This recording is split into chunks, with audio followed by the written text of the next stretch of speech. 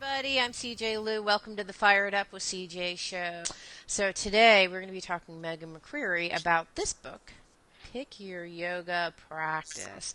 Megan McCreary is a yoga teacher and also an author of this book, and also is a writer for Yoga Journal. So welcome, Megan. Thank you so much for having me on, CJ. Why are people going to the class? At least the classes that you've taught. Oh, people go to yoga for all different reasons. Oftentimes, yoga, there's a lot of buzz around yoga. So everybody knows somebody who's done yoga and Right. has something good to say about it. Right. Oh, it helped me sleep better. Oh, it's helping my range of motion. So most people come for a physical reason to begin with. Yeah. And I teach at Equinox, which is a very premier sports club here in LA. Hmm. So you do get a lot of, depending on the class, but it's more Ashtangis, more Vyasa flows, workout type people. Right. They're looking to sweat. If you actually go back and you were to talk to Patanjali or some of the yoga masters in the past, I mean, what would their intentions be for yoga, and how does it contrast to I'm trying to go out in there and sweat and get my back fixed? Well, depending on who you talk to and what era they were from as far as yoga's development. If we were to talk to Patanjali, there wasn't even the practice of asanas when Patanjali was around. It was all in the second sutra says yoga is for the cessation of the mind's fluctuations. So yoga is for the purpose of stopping the chitta vrittis they call it, the chatter in our mind. Asana is mentioned in his text, but it simply means seat. Huh. It doesn't mean the practice of hatha yoga. Okay. Hatha yoga is what we practice here. The sweaty, the on the Okay. mat, in the yoga clothes. That actually wasn't developed till about 2,000 years after Patanjali's Yoga Sutras. Oh, I had no idea. Okay, so when was the asanas, the So downward dog and such, when was that happening? it was more of when the tantric movement came along, and that's about 2,000 years ago, they say. And tantra hatha yoga is most often translated as moon or sun and moon, ha being sun, tha being moon, and the balance of the two. Hmm. But actually the word hatha means forceful, to strike. Wow. So tantra yogis were actually using the body and doing some really cool stuff. They were after transformation and transmutation. They were actually Oh. after longevity. So that's when the practices started to develop. But it was really within the last 100 years. There was a man named Krishnamacharya, not the philosopher. Hmm. He had a school in Mysore, and he developed Ashtanga, the practice of Ashtanga yoga. And then some of his teachers, Patabi Joyce, brought it over. Then he also trained Iyengar. So it wasn't really until the last 100 years that the physical practice of poses has become very evident. And you go to India and it's not that way. There's more Right. physical yoga being practiced here in the States, particularly Los Angeles, than there is in India. Isn't that fascinating? I just talked to Philip Goldberg, who just went. He was asked to do a visit to India talking about American yoga, and they were all fascinated that so many people were doing yoga. But I probably think that they were thinking their kind of yoga, which he said that people are still doing devotional types of things. Like he said, in India, people are still doing devotional, so they'll have a certain day that's to honor a certain goddess or god, and they'll do a puja. Is that how you call it? Yes, puja, yeah. Yeah, and so it's so funny that we are all doing yoga, but it's it's a small fraction of what really Yeah. yoga is about. Now, do you think that there's any risk? I talked to, I did an interview in the very beginning of the year with someone who is a Buddhist, and he said everyone's doing meditation. The Seahawks are doing meditation, and which I love. I'm from Seattle, so we love the Seahawks. So people in business. In fact, I went to Wisdom 2.0, which was all these folks in your neck of the woods, upper, more northern California, and they were doing meditation at work so that they could be more productive. And his dig with the whole thing was like, this is for enlightenment, not necessarily to be more productive. But yeah, people are using these technologies, if you consider yoga technology, in ways that weren't necessarily even designed for what they were used for. Um, do you have any issues with that as a teacher and as someone who studied this stuff? I personally don't have any issues with that at all. I study yoga psychology, and it's the Vini yoga lineage. Yeah. And we leave, when we study the text, we leave all the God realization stuff out of it. Hmm. Because you can study the text as practical life skill tools. Mindful meditation is a way to make your life easier, pay Right. better attention. I have no problem. I don't think it's, you have to come to yoga or to meditation or to any of these mindful practice with the goal of enlightenment. I Right. think the more people spending time in their interior, the more people slowing down, the more people breathing with awareness and recognizing their emotions and their trigger, the better off we all are. I Yeah. don't think it's a problem that they're not going for Yeah, enlightenment. and I guess actually to be fair to so that he doesn't write me saying, "Hey, I didn't say that." When he did, he actually came to the same conclusion, but he mentioned things which actually happened to me in yoga. I'm doing a yoga practice, and all of a sudden, I'm crying, and Yes. we did a hip opening class, which I guess is where all your emotions are stored, or Especially certain. for women. Mhm. Yes, so this is I'm like 3 months after having a baby, and like I'm doing these hip openers, and I was like, "What?" Like, and I was just sitting there, and the teacher came over and she said, "Are you okay?" I'm like, "Yeah, I don't even know what this is." I know. I mean, I think that's the only thing They're precautionary note. releases. They're releases. So, I mean, I just taught at the Natural Product Expo. Like, there's 200 people in the room, and Yeah. two men came up after and said, I was crying in Shavasana. I was crying in Shavasana. I don't know what. Read the Kripalu chapter. Uh-huh. They really are a system that gets in to get out Right. without having to intellectualize it. So you essentially process something that was stored in your body without having to become attached to it in your mind. Yeah. Now, referring back to your Buddhist monk, Rod Stryker is a yoga teacher who talks about this a lot. There is a problem when people want to go from here to enlightenment and use all of these practices and Kundalini, get into the Kundalini energy. We have to have a foundation. This is scary. This is unhealthy. The going for enlightenment. That's why you have so many wacky yoga teachers. You have so many wacky people. It's like there's no foundation. There has to be Yeah. foundation Okay, to so what does build that upon. foundation look like? First, we're talking a healthy body. Your body and specifically yoga deals a lot with the nervous system. Mm-hmm. So your nervous system has to be untangled, calm down. Essentially, in the West, we're living in a constant state of fight or flight. We have Right. cortisol dumping through our body. We need to learn how to reverse that and kick in the receiving mode, Mm-hmm. as well as not having, different ways of purifying the body. That's when you really get into the purification processes. But when you were describing a foundation, I assume you build from a certain place. So where do I have to start with my nervous system, so to speak, to get there? Yeah, okay, so see, the neat thing about yoga is there's all of these paths. So there's all these different entries. Right. So let's say your foundation wanted to be hatha yoga. Right. You were learning just to get into the body. How do I connect my mind to my feet? How do I know where my arms are in space? Right. Gaining that foundation, that mind body connection.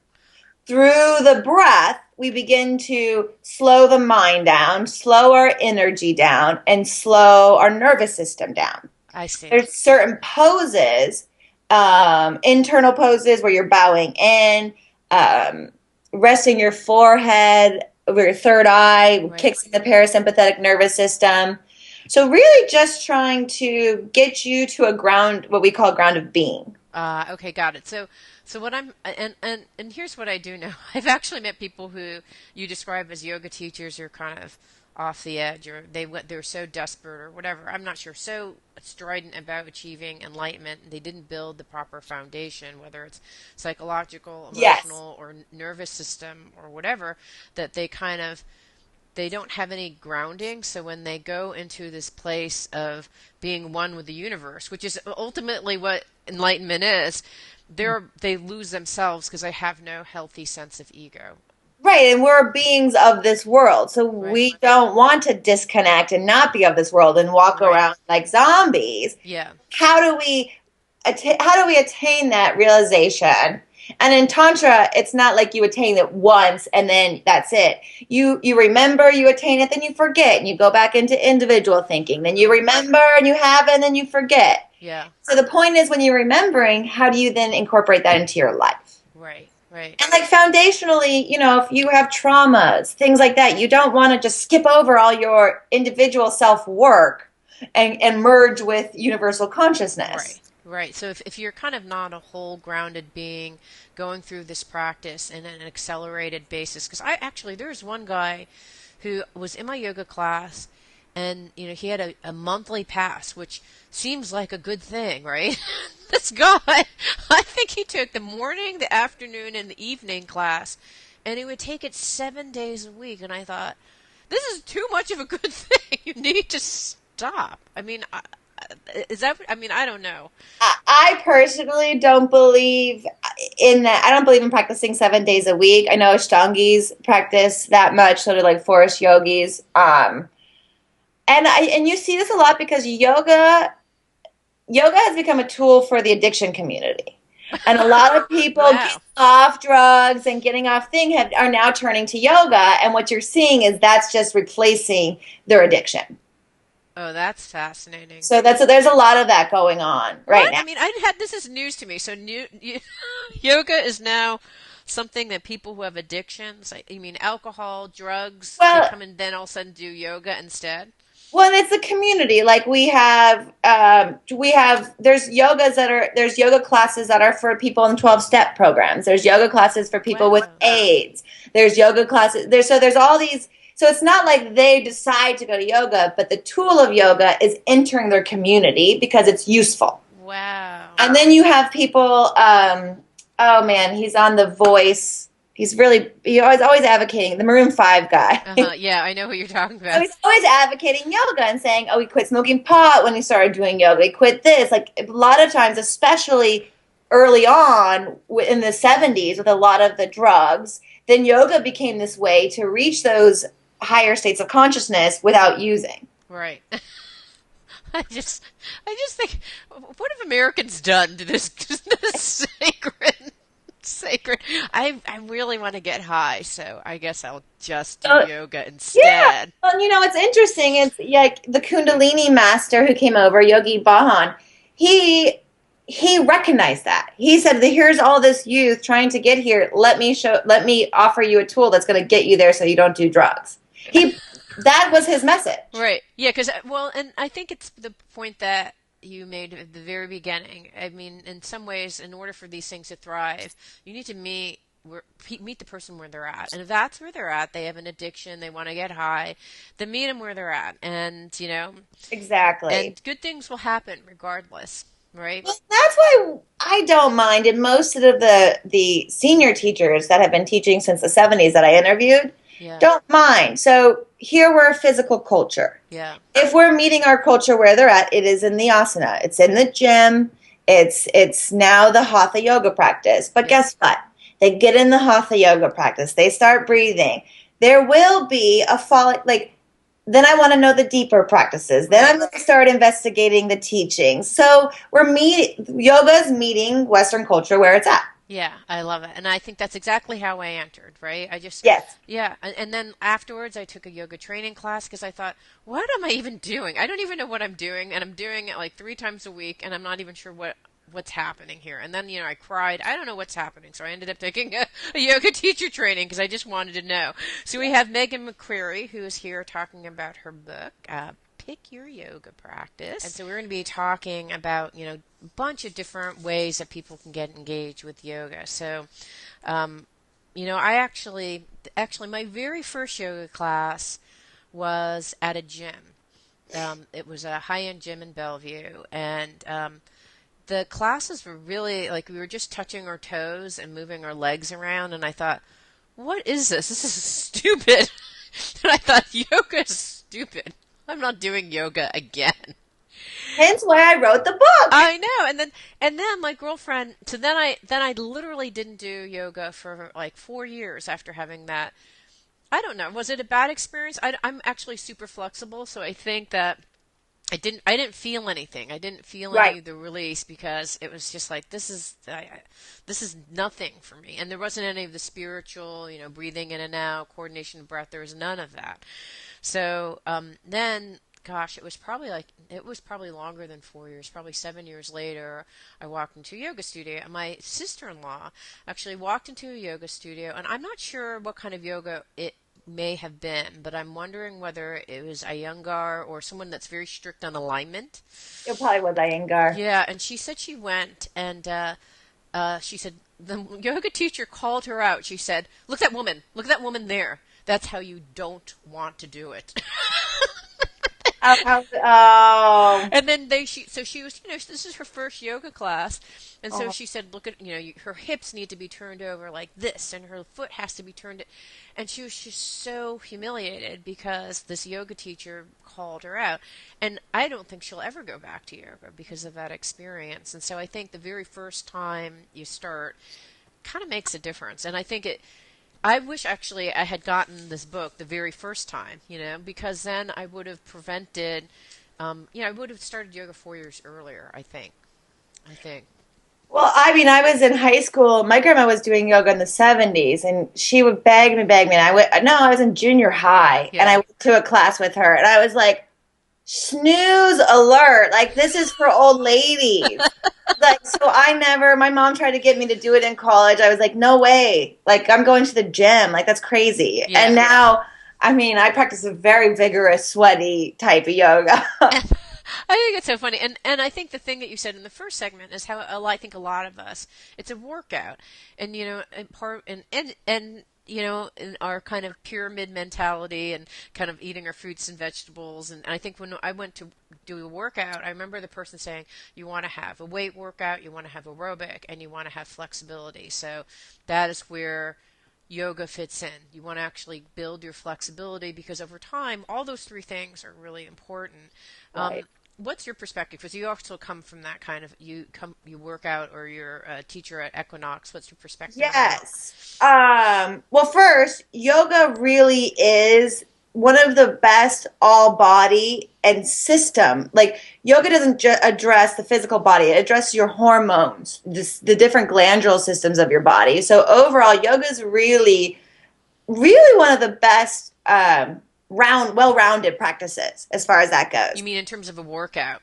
In terms of a workout, like if you were going to choose yes, yoga now there's a balance. See, you and I, as you mentioned, you're very flexible. Right. So that can become a liability really easy. We actually probably don't need to be in a whole lot of yoga classes. Yeah. I actually have to balance my yoga time out with strength training so Yes. that I feel a stretch. Or Yes. I'm too unstable, my ligaments are too long, my pelvis opens too crookedly. Right.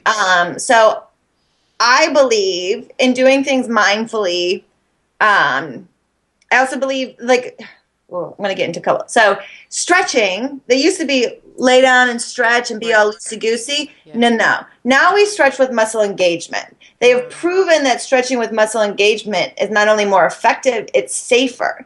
So, you can imagine if all these yogis were hanging out in these really loosey goosey opening pelvic poses, they're actually discovering that those older yogis are getting a lot of hip replacements. Yes, in fact, I know an older yogi who she was so flexible. She did ballet, danced professionally in ballet for the longest time. She was so flexible, and she loved doing hip openings. And her hip, because she was not cognizant of how she was stretching and how flexible she was. And I went to do Pilates, and they were all yelling at me. In Pilates, they're like, core in, ribs in. It's like, Oh, because they said, oh, we hate yoga people who come over here because they're all like, bleh, yeah, yeah, I'm my like this, friends and she are was like like, out here. ribs in. It's like, No, yeah, okay. so I do the Pilates too. I Yeah. gotta balance it, and my yoga practice is better because of the strength training Yes. and Yeah. Pilates. Yeah. Okay. Well, how about people on the opposite end who are like, I'm not. So my girlfriend, Uh, she she was 5'6", and she said she got measured, and she's now 5'5.5", and she said, "I've lost a half an inch. I'm older, and I'm losing a half an inch." And so she said, and because I've been trying to take her to a yoga class forever, and she's like, "No, I'm not flexible, and I'm so That's competitive that I'm not going to do a class in yoga because I'm not going to be good at it." What do you? Well, that is so common, and there's two things that I picked up on that. A, everybody, I tell them I'm a yoga teacher, they say, I can't do yoga, I'm not flexible. Right, It's like, well, I couldn't lift a 10-pound weight before I did strength training. right, I couldn't, you can't run a mile before you run your first block. right, Then I say to those people, well, I say you could be over flexible and wind up being like me and having to get epidurals at 30 in their low back because you're oh too no, flexible, right, um, or you make gradual changes. Now, here's the part, though. She's competitive. right, So then you get the people who think that the person next to you must be doing better at yoga because right, they're touching their toes. or doing it right. They're doing it Doing it better right. or right. Yeah, Exactly. So this is what I tell those people. I'm those people. Okay, so everybody is working at their individual threshold Right, to grow their threshold. Because I have to lay my chest on my legs to feel my threshold right, doesn't mean I'm doing better yoga than the person who's sitting right up, breathing at their threshold. Now, the only way we could tell if either of us was doing good yoga was to be inside of us. So if I could be laying on my legs, my chest on my legs, thinking I am the bee's knees and all these people suck, and right, guess what? I'm the worst yoga practitioner in the room. right.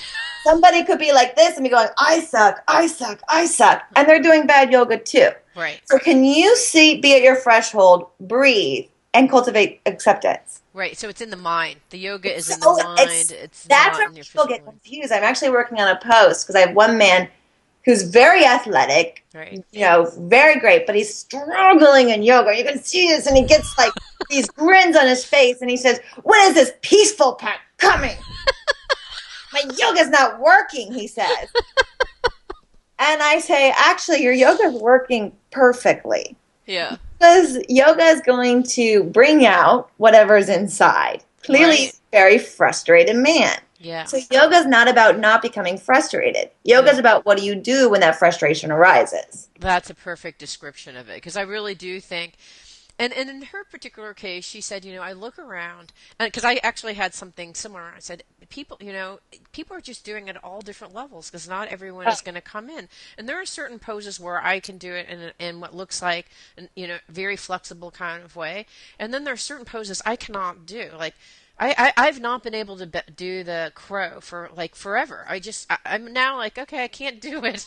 Okay. That's such a good point, CJ. And I bet you your friend who is not flexible could probably pop right up into Yep, crowd. I bet you would. So I tell my students all the time, we all have poses that challenge us, and we all have poses we're good at. Right. We just don't happen to look around when we're doing the pose good and saying, oh, they're not doing it. We look around when we don't think we're doing it and then compare. Right. So I don't think we're giving ourselves enough credit. Right. And then realizing just because that person's not struggling now, who knows? They could have been struggling like crazy 5 minutes ago. Yeah, that's true. That's true. Because and I think I just close my eyes because I am competitive, so I've Yeah. just learned to close my eyes the entire time. Because otherwise, I probably would be looking. Especially there's this one hot yoga class that I take, and all the gals are in their 20s, and then I keep on thinking to myself, well, I'm sure I could have done that in my 20s if I was 20 now, but I can't because I'm 50. I can't do it now. But, it's, whatever. But it's good because that stuff's in us and it's got to come up and we got to be aware of it. Yeah. And yoga is like, okay, well, that's the fact. You're not in your 20s. Yeah. What do you do? It is what it is. That's exactly what it is. And the tantras say that suffering is the root of arguing with what is. Because what is what is. Whether it's justified, whether it's an it's still what is happening. Yep. And we can't argue with that. Yep. Completely agree. All right, we have Megan McQuarrie here who's talking about her book, Pick Your Yoga Practice. So we want to hear from you. Tell us about what is your favorite yoga practice. What kind of questions are popping up from you? Do you want to try yoga? Did you kind of fit into that category of, gosh, I'm not so flexible? Come on in, tell us your questions, and we'll be taking them in the next segment. Thanks so much, and we'll be talking to you in the next segment. Two questions. One is, are you ever too old to start yoga? No, I don't think, because there's many, many, many different practices, and there will be something that's appropriate for you at whatever stage you're at. Hmm. My mom started practicing yoga at 57 or 58. Hmm. It did wonders for her. Her bone mass went up, Hmm. so it reversed symptoms of osteoporosis. Wow. So it was quite amazing. Her doctor was quite pleased. And the only thing she was doing differently was doing yoga? Wow. So she didn't add weights or any But cardio no, or. no, and she wasn't I never saw my mom do anything athletic. Right. Right. Like, so we had never really used her body to increase. But yoga's weight bearing. It's using your own body mass, stacking the bones, and weight bearing. Specifically, poses are pardon me, systems where you're holding the poses Right. a bit longer, Right. or Okay. this is going to help build bone mass. Like I said, I went with my grandma. She was in probably 70s at the time. It was a gentle yoga. One of my students' mother is 83, I think she just told me, and went to the Malibu Senior Center, Uh-huh. and they're doing chair yoga. Wow. So it's all, but you have to be honest with yourself. What are my limitations? Is it appropriate for me? You need to find the class that is good for you to start at. Doesn't mean you Right. always have to stay there. Yeah. Well, I think actually, when I think about those kind of things, it seems like alignment would be critical when you're older, and those kind of Iyengar practices are ones where they really focus on, or a beginner's class where they're really focusing on your alignment. Because if you do a pose incorrectly, it's not super helpful. I mean, and you can do it on a repetitive basis. I know because I was doing upward dog incorrectly for years until I went to a yoga training class and someone said to me, no, your toes are supposed to flip down. They're down. They were up. They're kind of stacked. And they're like, no, that's not how you do this pose. I am loving that you're saying this, because this is one of the things I'm so passionate about, because yoga is a repetitive exercise. So if Yeah. you're doing the same thing over and over and over again, you may not hurt yourself the first time or the 18th time, Right. but do it over and over again. Yoga causes slow motion injuries. So if Mm. I'm out of alignment, let's say when I lower down in my push up, Hmm. if I do Your this shoulders are like this. Yeah. 7 times in a row, tendonitis to the shoulder is going to develop. Yeah.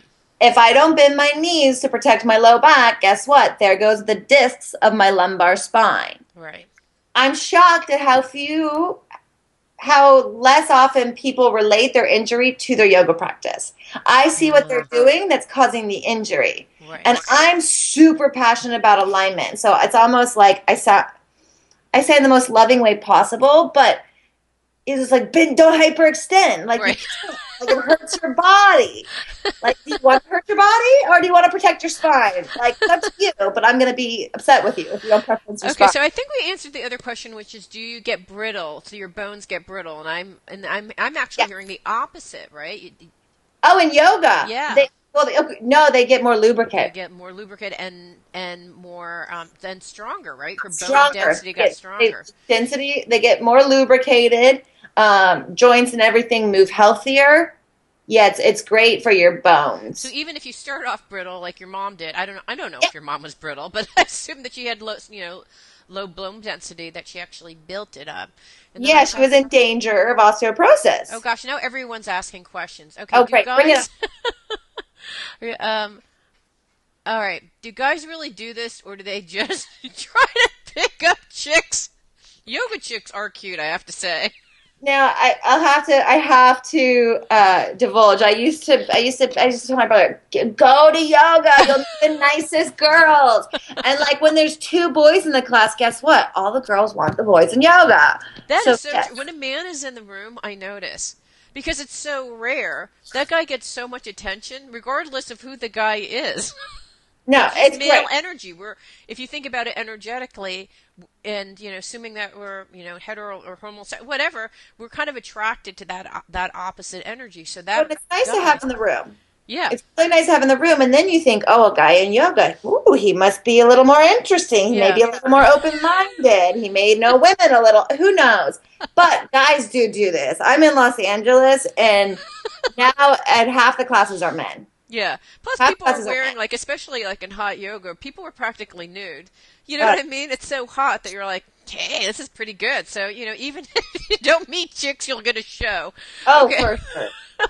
You know Okay, what? so Now there's naked yoga. I saw you put that on your Twitter. that is just disgusting. I'm sorry. There are limits. There are limits to this stuff. It reminds me, there was a Seinfeld episode where the girl was always naked and she fixes her bike naked, and he's like, oh no. There's just things you don't do naked. Yeah, there's so many. No, I can't. I just, if I think about the poses doing them naked, it's just disturbing. Okay, so here's a question. Can you do this and weight train?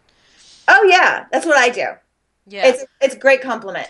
But see, I actually was hoping at one point, because I hate doing weights. I've actually gotten back on track, but I literally went in once and I said, can I not do weights? Like, because I know that I'm doing weight bearing, so can I not do weights and just do yoga? I find you could. In that case, well, with your flexibility, it depends who you are. Yeah.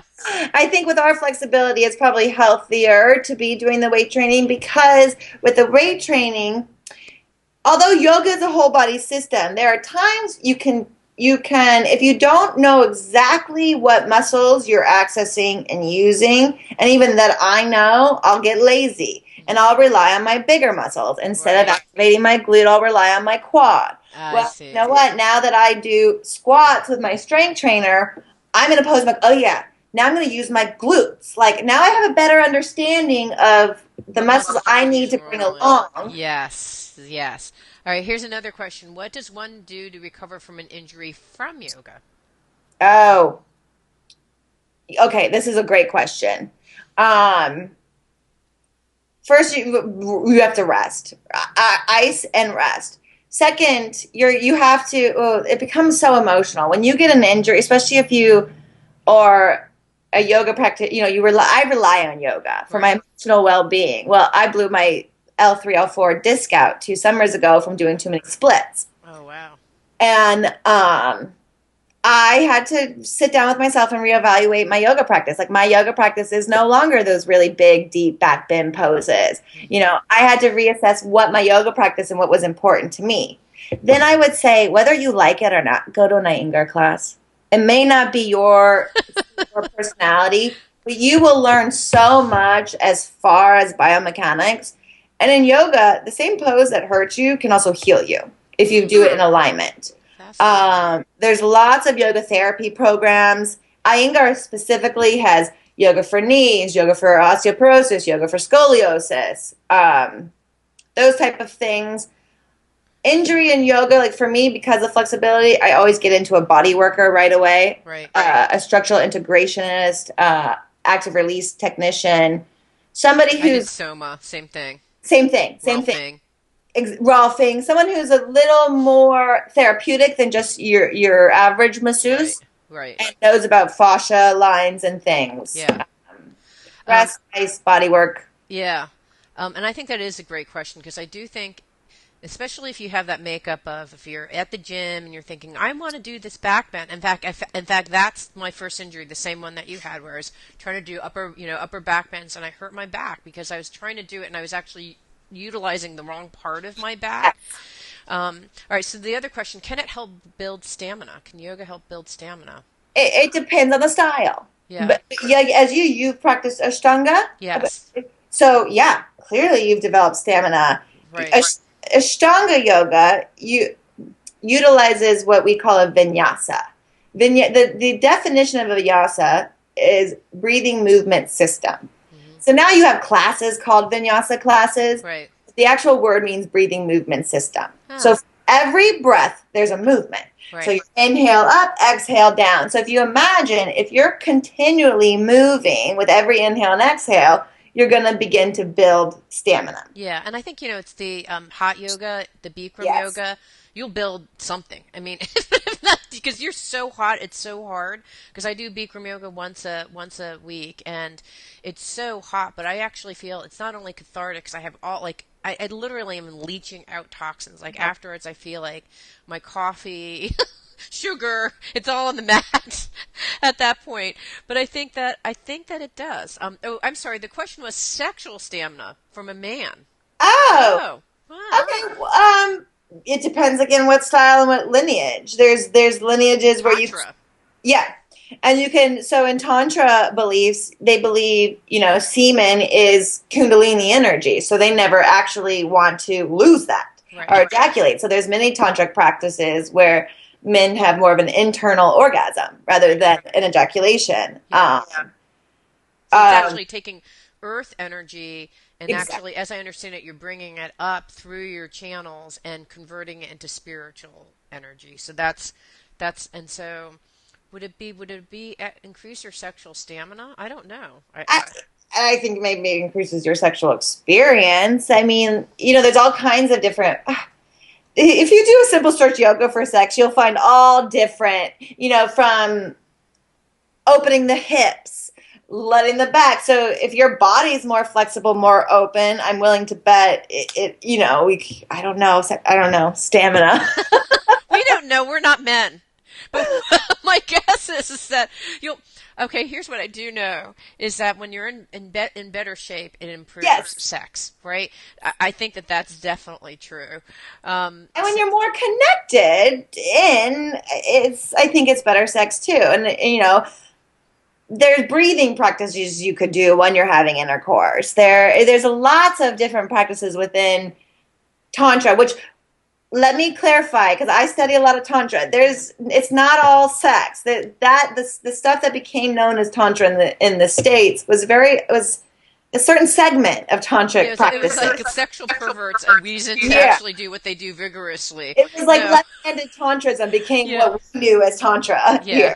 yeah. No, and I think actually I did a really great. There's Tantra Yoga, which is a place over in the Midwest. I did an interview with them, and I think they did a really good job of explaining it, which is that we actually are seeking wholeness, and so if Yes, I'm a female, I'm looking for my male counterpart, and because I'm primarily I think I have mostly female energy. I'm looking for the opposing energy. I could be a female and have more and be looking for female energy too. So I'm exactly. not. It's not a hetero or homosexual thing.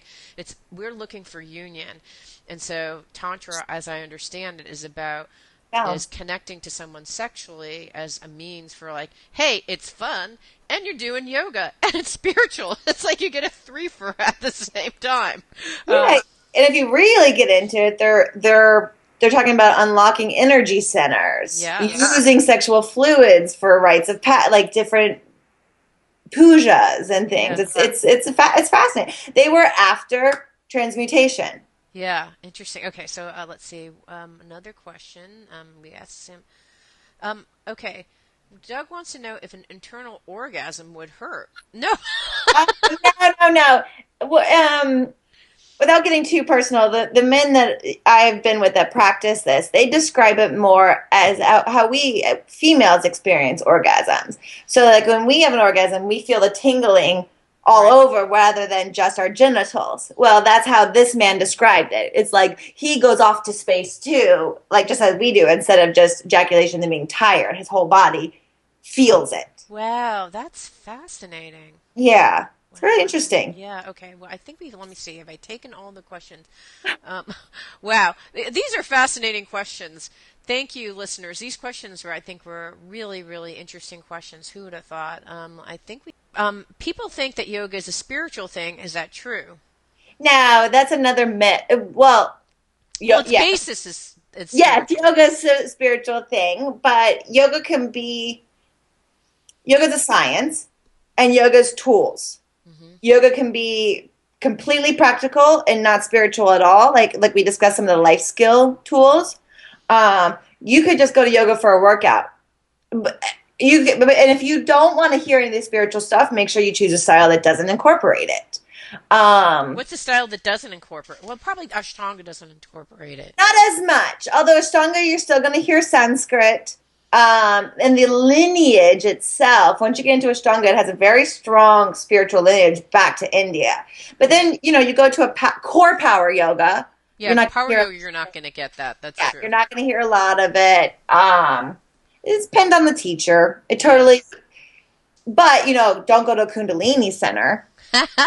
Don't go to a Sivananda center. You're going to walk in and be like, what are all these people doing in white hats with, gods on the wall? Yeah, no, I did a Kundalini class, and it started off first. The guy, he actually spoke with the microphone. He's like, "For you who's new here, this is nothing like yoga that you're used to." And I was like, "Yeah, thanks for the welcoming hello."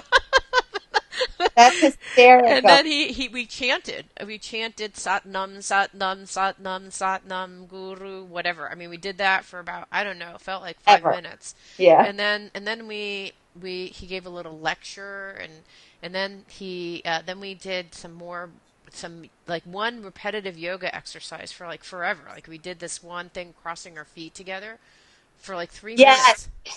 minutes. So in Kundalini, they actually, that's probably the most different yoga experience. They do exercises called kriyas. So it's often either you're holding still and doing a breath, probably the breath of fire.